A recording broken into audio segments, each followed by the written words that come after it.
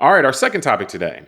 Last week, we saw that Brazil banned Twitter/X. And the immediate reason was that X didn't comply with a requirement to name a new legal representative for the company in Brazil. But this was kind of like the straw that broke the camel's back, because there had been a lot of back and forth and hand wringing in Brazil between Brazil and X over X's refusal to comply with local laws regarding content moderation. And specifically, the government in Brazil had pointed to and had expected action on anti-democratic far-right stuff that they targeted because there was a uprising in the capital in January 2023 following an election where right-wing people lost. And so ultimately, this seems to line up with debates that we've had in the United States and that take place in other parts of the world as far as how much responsibility social media companies and social media platforms should have for the content that's being put on their platform, and then also how much say the government should have over it. So, in light of this, this recent banning of Twitter in Brazil and other, there's been some other things happening, recently and also the past few months.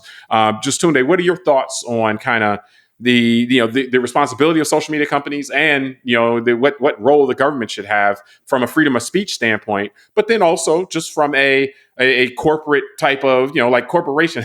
Again, this is a controversial take, but the idea that corporations aren't people, and what you do on the internet is something that is it can be regulated to some degree. So just thoughts. Well, I'm offended because apparently, as of 2012, corporations are people. Why are you discriminating? It's not good. Your business disagrees. Maybe not you yourself as a human being, but your business is coming being a bigot by saying they're not people. Come on. You're a eugenicist. Come on. I think this is interesting, and it's fascinating because it's something I think the world's going to have to deal with going forward. And I don't have a solution, but I think it's.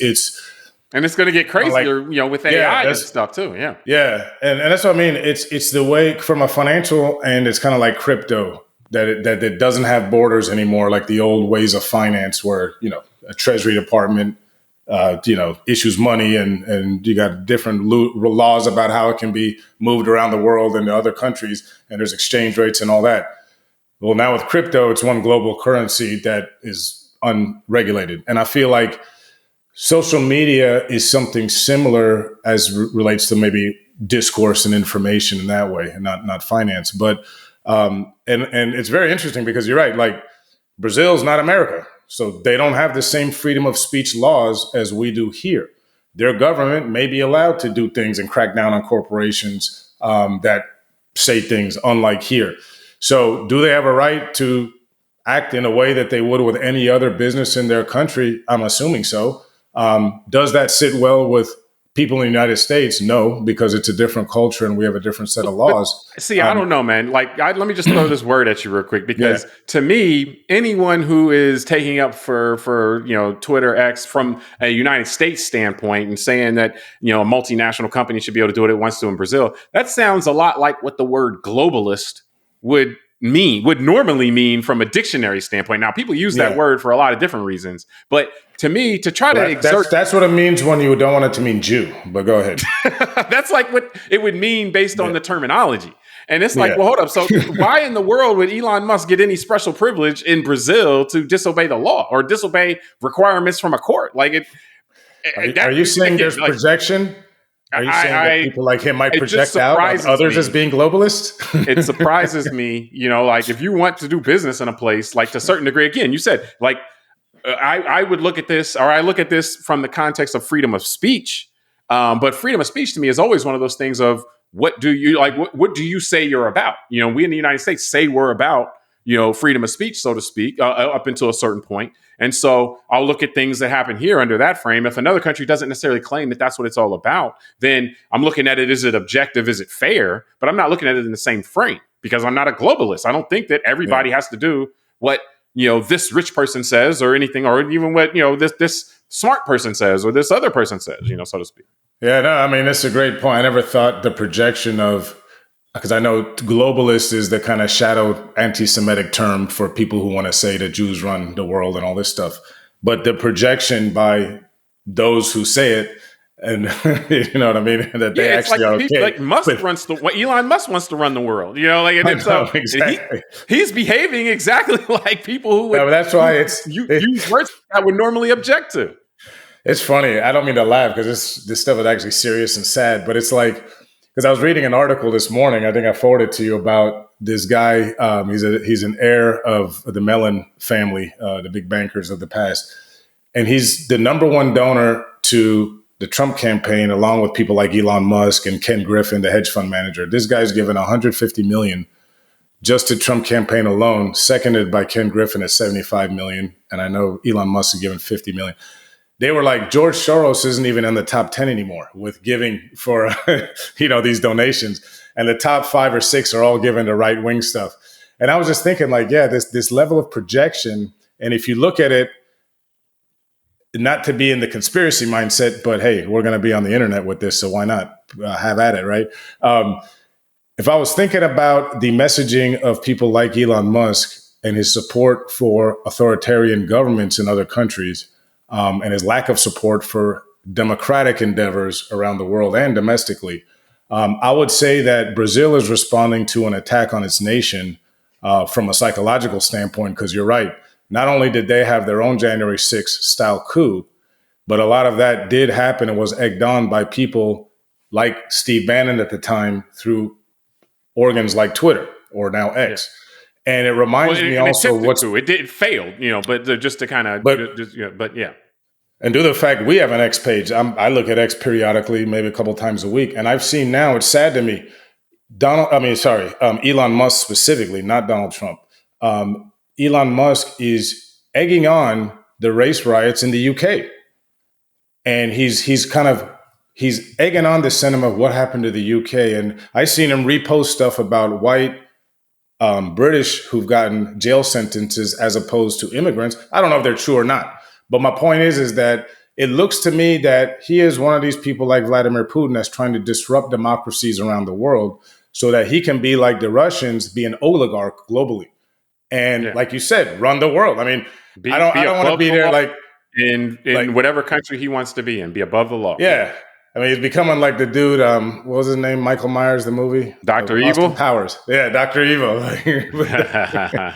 Instead of 100 million, it's 100 billion because of inflation. But yeah. Or so no, it's yeah, but it's fun to see it. Let's speculate on more conspiracies. Yeah. I mean, I think that and that this is kind of you kind of got to. When people show you who they are, just believe it. And you got to remember, this guy came from kind of an apartheid kind of, system, so to speak. Like, the as a youth, kind of growing up, and so a lot of times we project onto people the ideals that we think, the sensibilities that we have or that we want them to have, and so forth. But I mean, Musk at this point is pretty well established that he is a person who works for anti-democratic forces, that he's not trying to. He says he's a free speech absolutist, but he does censor speech, on his platform, and he does try to slant speech in a way that favors his preferred causes, and which oftentimes coincide with violence and things like that, and oppression, violence, and stuff like that. And so this is just who he is, So and that hey, he can be a person like that. Now, when you start talking about commercial interests, though, he can be that, but he doesn't have to. He doesn't because he wants to be that, because he wants to turn the Twitter platform into something that works on that and works on behalf of that. Everybody, you don't have to necessarily accept that from the commercial standpoint. Countries can say, okay, here are the conditions of doing business here, particularly when and it from a like kind of a consistency a standpoint.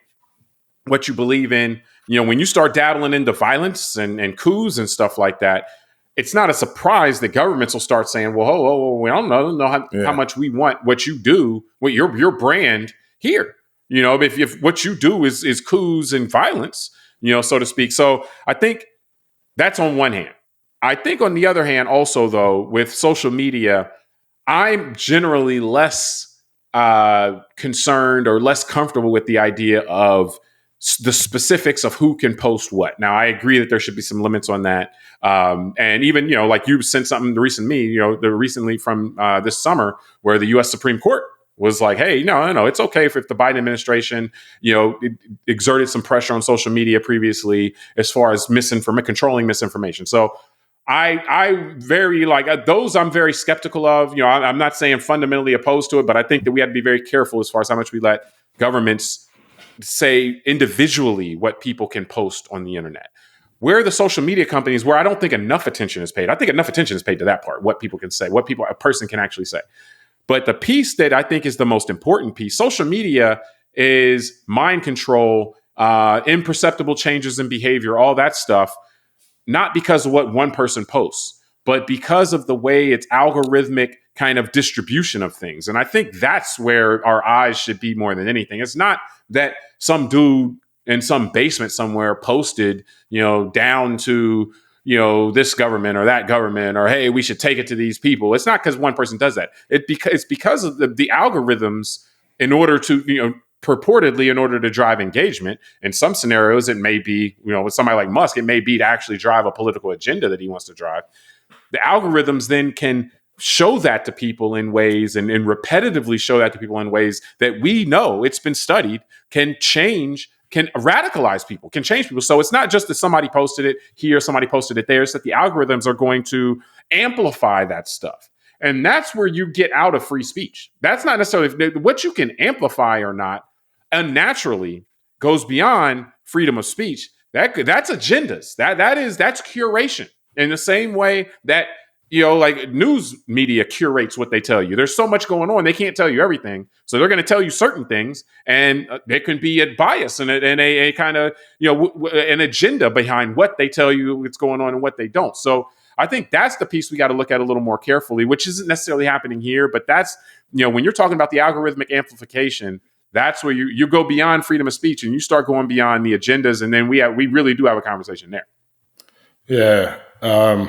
It's funny, man, because you got me thinking about a few things, because it's very interesting, like you're saying about the way that governments, and I appreciate you bringing up that Supreme Court decision. It was just from a few months ago. I think it was June of this year. June, yeah. Because there's been so much pressure on, especially that period during COVID, where there was a lot of misinformation online about the virus, about how to deal with it, all that. Yeah. And the government was trying to urge and persuade the social media companies to try and remove as much disinformation that they could as much as they could.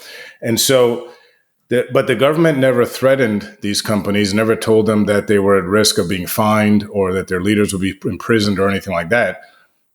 They just asked them. It was more of a compassionate plea type of thing. And so my point is, and again, this is the problem with partisanship, because if you don't like the Biden administration, you're not going to believe anything I just said. You're just going to say they were trying to suppress speech and conservative speech. And so my bigger question would be, why are people that provide misinformation considered conservative? That's offensive to conservative people. Seriously, like why is it always crackpots that hold themselves out there to be conservatives? But they're not conservatives, though. I think it's right wing, because conservatives, again, like usually a person. I know, but that's what I mean. They always usurp and hijack this conservative moniker, which is idea of conservative. Yeah.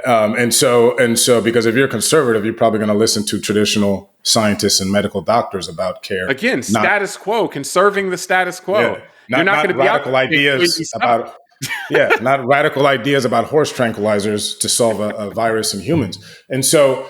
But I don't even want to make it a joke. It's just like, it's sad that, because when I'm reading it, I'm like, okay, so what's the point of a government, right? We have a pandemic, a novel virus, something new. You would think that one role that a government should play would be to try and keep the kind of population even keel when it's in a state of panic and shock, which is what pandemics normally cause.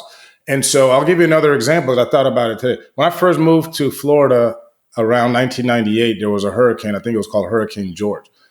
And there was a local Home Depot. And apparently they got in trouble because, as with most natural disasters, there's shortages of supplies. And they started charging back then like $20 for a case of water, bottles of water. And I remember that being on the local news, that they got busted, and because they were price gouging during a time of an emergency. And that was really frowned upon by everybody in the local community. and they got fined by the government. And that's kind of the point. Like, we're in a state of panic, just like a hurricane. And there's a medical and scientific hurricane called a pandemic. And the government is saying, well, the population's already in flux. We don't need more disruption. And again, they weren't legally or punitively going after anyone. They were just asking. And this is what happens. All this stuff just blows up, and it gets all, like us versus them. The matter doesn't matter anymore at that point. Yeah. Correct. Yeah. Because that's what I mean. It's an us versus them thing. And it's like, well, shouldn't we want businesses to try at least to have facts out there when there's a lot of disinformation? And I guess for people that it helps to have disinformation out there, they don't want that. But we should also ask, why don't they want facts? But I'll say this. I mean, I'm sensitive to the idea that there's only one set of kind of facts that are allowed out there, so to speak. I like people questioning the official story and so forth. I think it's helpful to continue to challenge the authorities. And so in your situation, what you're talking about, I think you raised the key point. It's more about how they did it. If they would have been out there jailing people, the same Biden administration putting people in jail, stuff like that, I would be totally against it. But if they're trying to be persuasive, you're like, hey, like we're trying to, get people educated about this, help us out here. And the social media companies can either do it or not. I'm looking at that a little bit like the how is, because I understand, like you said, this dual thing. It's the government's job to try to educate people in this situation. And so if that's the case, I the how, as long as they're doing it by the least restrictive means possible, then I understand it as something that you have to do, even if it's not something you want to be going around doing all the time, And so to your point from earlier in our prior show, if you're talking about flat Earth, I wouldn't want because the potential harms associated with misinformation there aren't necessarily as acute. Then it's like, okay, well, the government shouldn't be out here telling Facebook that to take down flat Earth posts because again, the level of urgency isn't there. So it's a balance. This is why, honestly, when you're selecting leadership, you focusing on issues themselves can be very deceptive, can be very, short-sighted, because what you really want to do is put people in with the kind of mentality, with the kind of sensibilities, like who can exercise restraint when they get a lot of power. Who's going to go crazy when they get a lot of power and start wielding the power like crazy, and who's going to be able to exercise restraint? You're putting a person in office, and you're trying to trust that person. And so you got to look at the person a lot. And I think a lot of times we miss that, which it's to the benefit of people who are bad people. Bad people can get into office if they get you to focus only on this, don't focus on the fact that I'm a liar, cheater, and steal, like that. And so, but be very careful, because we do give people in government the ability to exercise discretion with these types of things. It's not all hard and fast rules. Like, there are constraints that we put up that we want them to abide by, but the actual character of the person matters a lot as well. So, and that's what you see here. Just kind of looking at the X and Brazil thing in particular, and how that plays in here. I also think the Telegram CEO, plays in this as well. We saw France arrest the Telegram CEO and talking about stuff that is allowed on the platform, whether it be child pornography, pedophilia type stuff, or whatever, violence type stuff. And again, I think that we just got to look at this, and I'm gonna kick it to you now. But all of this stuff.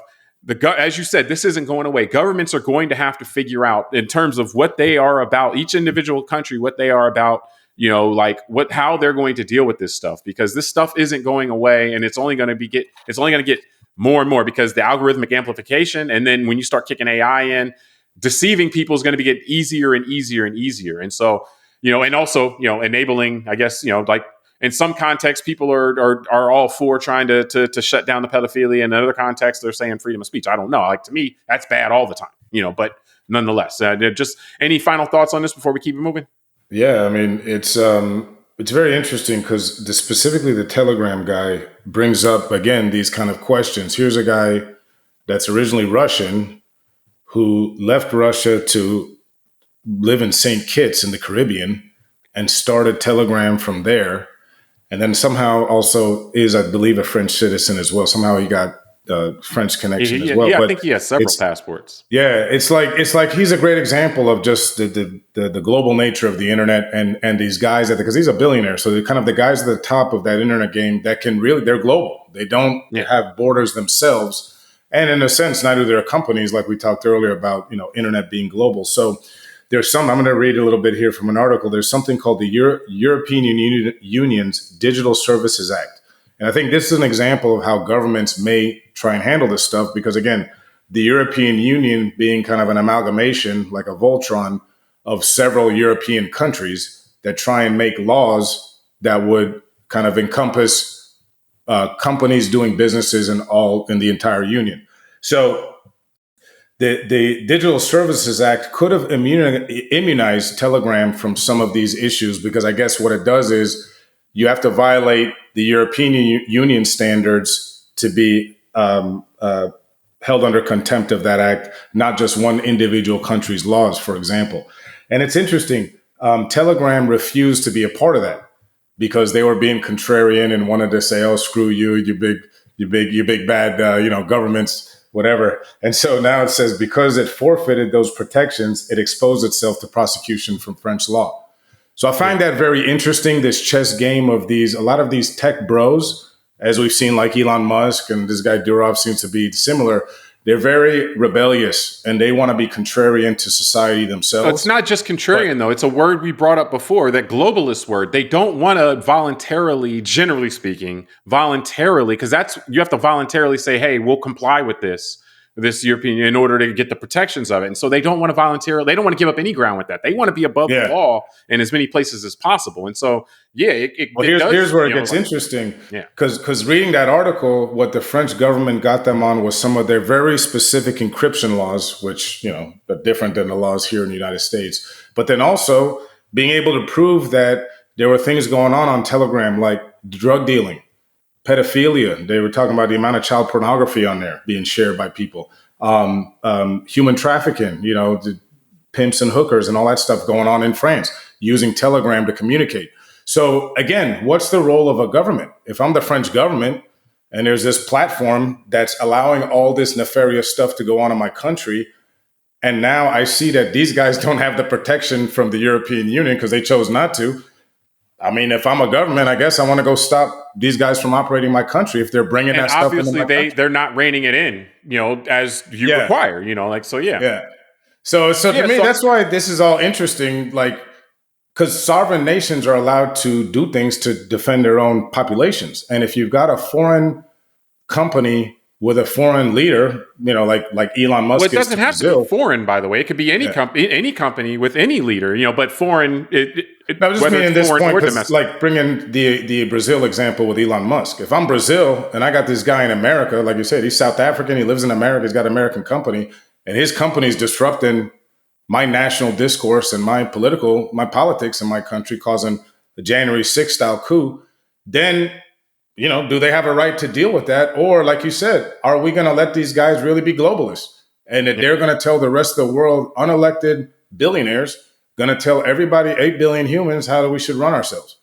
Yeah. I mean, this is a good question for all of us. And so, and I think, like I said, and my point here is not to say that what Brazil's doing is 100% right or what France is doing 100% right, but this is kind of the back and forth that we're going to see that has to happen for this issue kind of to be sorted out. This is what you saw in the Gilded Age in the United States, the ultra wealthy were above the law in many respects. And so that issue had to be sorted out, and it was reined in some. I mean, it's still, it never got to complete, equal protection under the law, so to speak, but it was reined in some internationally. Now that, a lot of things that happen aren't constrained to certain borders. This is going to happen, and it's going to be messy, but the alternative to messy is like authoritarian, and like, so, I mean, the messiness of it, actually, these are all data points we can learn from. And that's kind of my overall point here, is that let's see what happens here with this Brazil thing. Let's see what's happening, in France. Let's see, the U.S. Supreme Court already kind of put their thumb on the scale with what Biden administration did, trying to again, not compulsory, but trying to come to get the social media companies on board as far as misinformation in one context. So this is going to be a back and forth that we're going to see, and we're going to have to just basically ride this out. And hopefully, like you said, the countries don't abdicate their responsibility to protect their citizens in the context of what they're about, though, not outside of the context. Like, you don't throw away freedom of speech because the internet exists, but so how can you have freedom of speech in the context of, okay, you can't incite violence or you can't, like do pedophilia? Well, you're right, How James, do we do both? No, but you're right. But go ahead. Last We've point. done shows. Get out of here. Yeah. And you're right, because we've done shows on freedom of speech and where the Supreme Court has said, like the whole thing of not yelling fire in a movie theater type of thing when there's not a fire, right? Because you could cause harm. So there are limits of free speech in certain, hate speech, for example, that could incite violence, things like that. So, and that's in the United States, so that's looking at our context in particular. Well, what's interesting is it's the people who are always scared of the Orwellian hand that tend to follow people that like Elon Musk types that end up, what we'll probably see is the UN try and get stronger with some of these laws. So you are going to have maybe a more New World Order way of trying to deal with this, which could be interesting. But without going that far. Of course you would say that. Of course you would say that. Without going that far. You're looking, no, I thought you were going to go Anakin Skywalker on us with that one and saying, what you fear, you end up bringing to, bringing about. No, well, hey, that's maybe there's some philosophy there. But no, just to finish up is, it really is interesting, this conversation about the freedom of speech and how we deal with these pressures from the technology, from the society, and from those who have the resources to continue to kind of push this stuff while the rest of us try and figure it out. And I think the next phase, which is for a future show that we can plan here, I guess we can plant that seed, would be things like the deep fakes, which for the first time we've started to see used a little bit in this current 2024 American election. So I think that's going to be a whole nother set of how do you deal with that kind of stuff, because that will start proliferating and affecting other nations' elections as well a lot more. And maybe certain governments, like in third world countries, won't have the ability to push back on it. So, well, and that's the purpose of like a European Union, by the way, is that gives a bunch of small countries much more. It's kind of the concept of the United States, is that individual states may not be that powerful, but when you put them all together, then, and so therefore, same thing with European Union, like what Latvia may be able to do is not the influence they may be able to exert on large multinational companies is not the same as what the European Union can do, so to speak. Yeah. So, but no, I think we can wrap this part up from there. Check out the next section and we'll see you then.